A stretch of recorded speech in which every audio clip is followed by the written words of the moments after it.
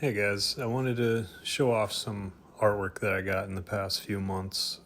This one is a wraparound cover of Blood Force issue, I believe it's issue 6. It might be 5, I'm not sure. It's Mitch Brewer is the creator for this comic and artist. Peter Palmiotti inked this one though, and man, it looks so good. Yeah, I don't usually buy like um like original artwork, but this looks it's like amazing. And I'm a fan of the comic. Um I'm a on Mitch Brewer's Patreon, and there you kind of get like a sneak peek at all of his comics that he got done, and they're really entertaining. They're like homage slash parody of 90s extreme image style.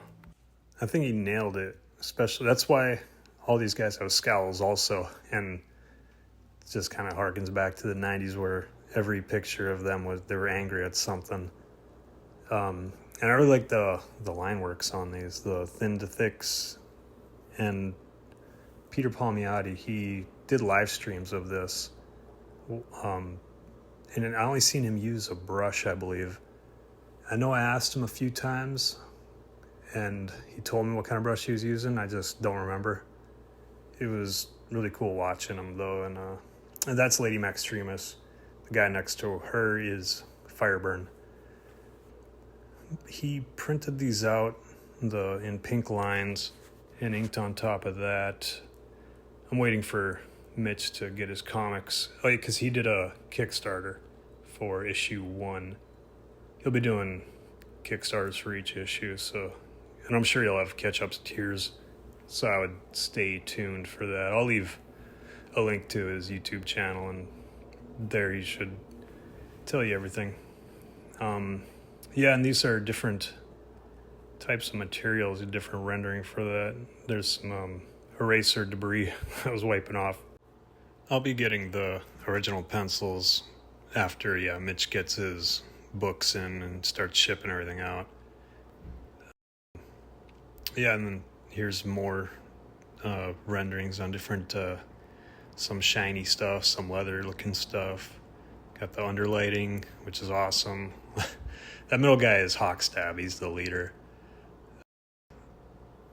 The guy on his right is Popo with that big ass gun.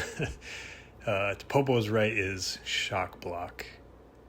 The tech that Mitch does is awesome. Like for guns, for ships, for hallways. The big dude is hard. He uses a lot of puns in the comic. The comic is hilarious, by the way. Like, it's not very often that a comic book actually is like, I don't know, funny, makes me crack up. Also, Peter, he included this drawing, ink drawing. I don't know what you call it. I thought it was a print, but no, it was just like real ink on paper, and he rendered the crap out of this thing.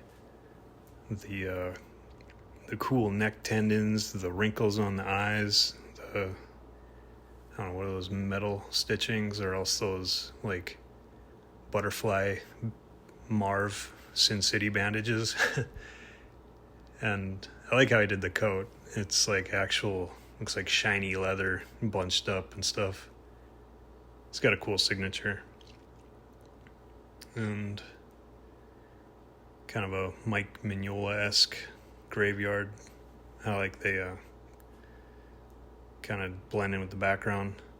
This is my friend Sonntag. I won this on an auction on EVS's King's show. They do that every Monday. And man, Joe really hit a home run with this Swamp Thing. Tons of rendering on this. And then when I zoom in closer, you could see the pencils still. I kind of like that when you get a sketch and it's still got a little bit of the pencil lines kind of the brickwork of how it was made.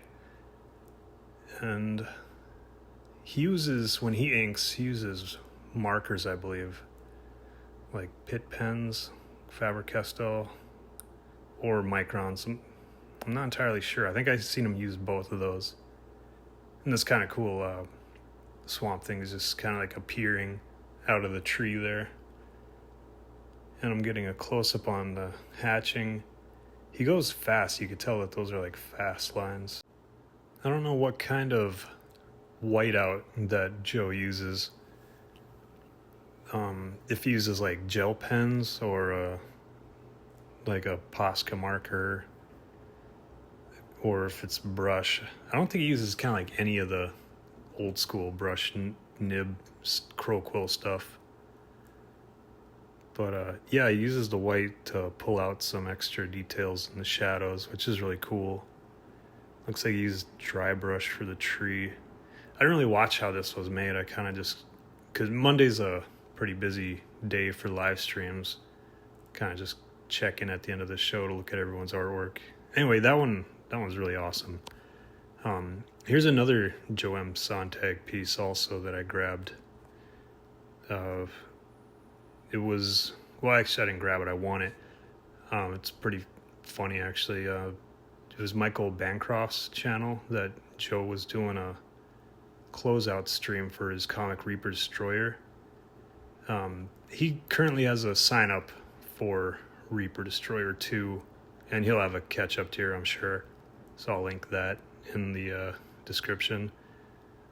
And he did this on the back of an Apophis print. Apophis is like what that suit that Reaper Destroyer's suit is made out of. It's a crazy story. You gotta check it out. I love his rendering. It's just these like sharp, quick lines. And it's like a calculated style blend of I don't want to say messy. I'm almost saying messy, like because he does some like what do you call the spatter, which is really cool. And I won this on closeout stream. Joe M. Sonntag had a closeout stream on Bancroft's channel. I had to go under his name because I was the only one watching on Rumble. Everyone else was on YouTube. And then, so Joe filled in for me, and then he ended up winning, which is hilarious because the word that everyone had to type in was rigged. And anyway, yeah, I got that when Joe sent me the Swamp Thing. Let's see, I can't remember what I'm pulling out next. Oh, okay, yeah, Gun Goth. Every time Gun Goth, Mark Poulton, Dexter Weeks drew this. Enrico Botta and Mark Yoon, they all did sketches of some sort whenever they did a live stream, which was really cool. Oh, I'm noticing there's like a little bit of a kind of a stain there. I hope I didn't do that, and it was sent to me like that at least. I put these things all in a box and I have them set off in the side. I got to get them framed, but I keep them protected. And anyway, he did this with a Copic marker, I believe, and I'm not sure what he used for the line work. It's badass. So I was the 12th person. This was the first day that I won it, so I had a really good odds of getting it. Because they also kind of draw numbers of the backers for every stream that they did. And then every show after this, there was more and more backers, so I didn't win any more after this. Close-up of the line work.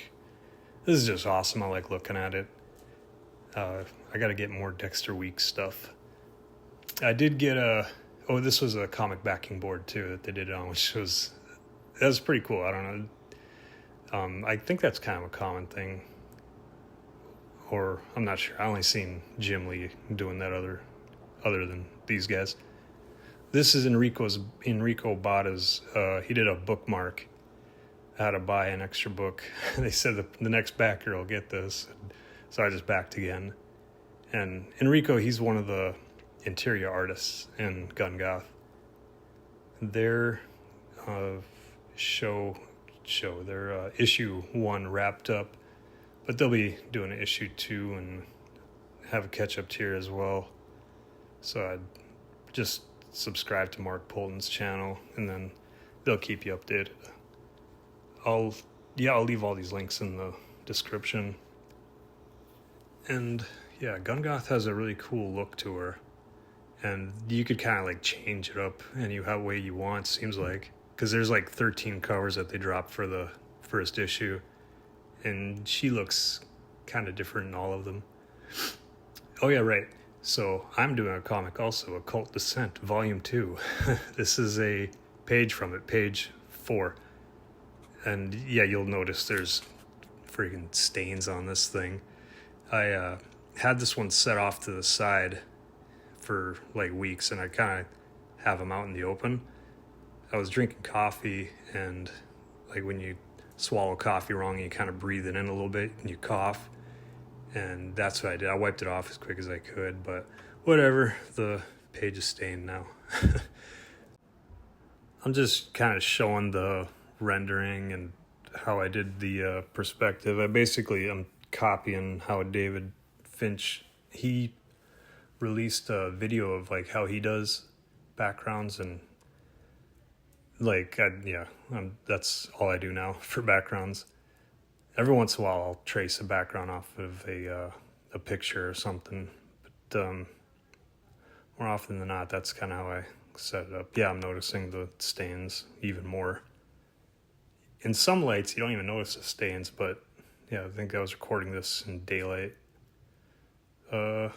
Yeah, so this guy gets turned into a vampire. He notices he's just like hungry, and all he sees is food around him. He's like a different type. He's like a zombie mutant kind of vampire.